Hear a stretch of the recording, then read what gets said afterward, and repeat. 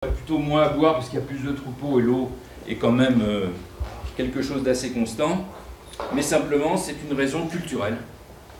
C'est une raison culturelle parce que quand on est un éleveur peul, eh bien il faut avoir le plus grand troupeau possible.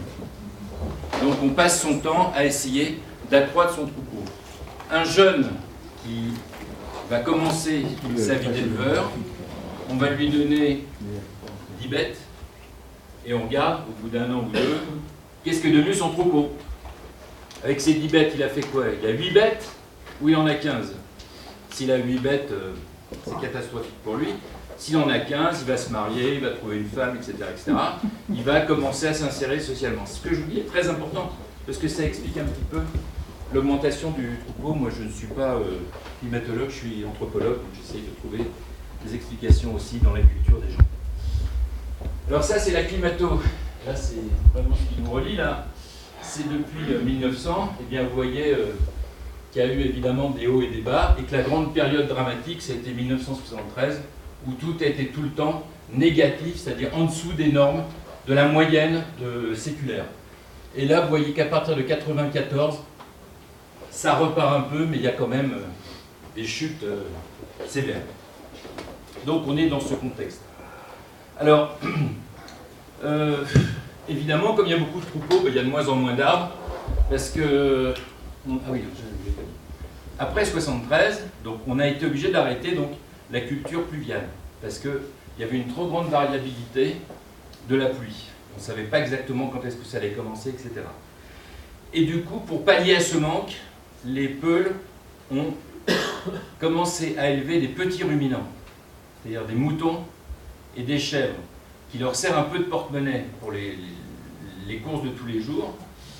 Mais évidemment, les chèvres, comme vous savez tous, pour les plants, c'est pas terrible.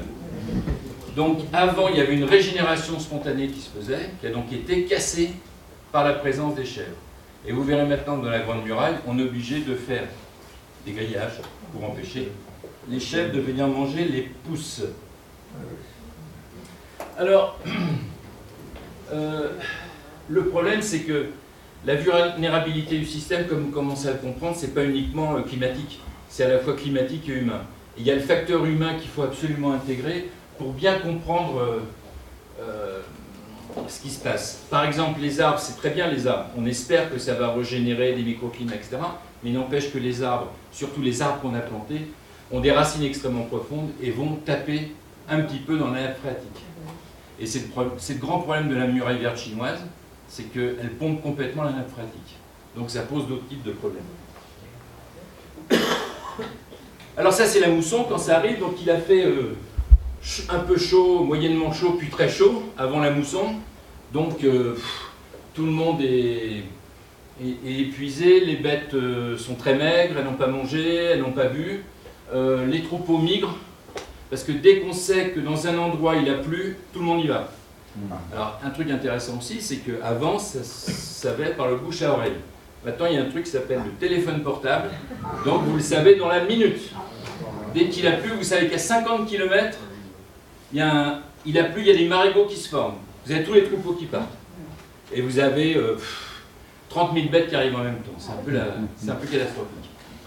Donc la mousson arrive, elle va durer 2 à 3 mois avec la pluie et toute une régénération. Et vous avez donc la mise en place de marigots, comme vous l'avez dit dans le film hier, qui servent à tout. Les gens se baignent, prennent de l'eau pour boire, font boire les troupeaux, etc., etc.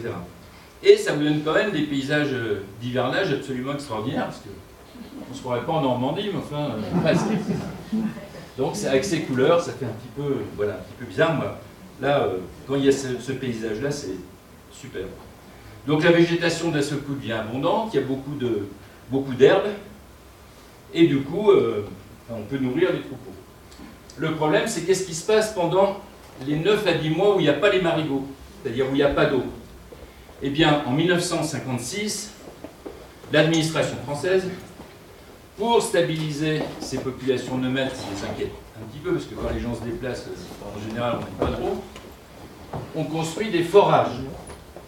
Et nous, on est dans une zone qui s'appelle les 6 forages, et c'est des forages qui vont... Celui-là, il est à 240 mètres, 238 mètres exactement. Donc vous voyez, pour aller pomper de l'eau à 238 mètres, c'est pas évident. Donc il faut des pompes, faut du gasoil, vous imaginez. Et le moteur tourne, quand il tombe en panne, le moteur tourne quand même beaucoup pour remonter de l'eau. Alors les gens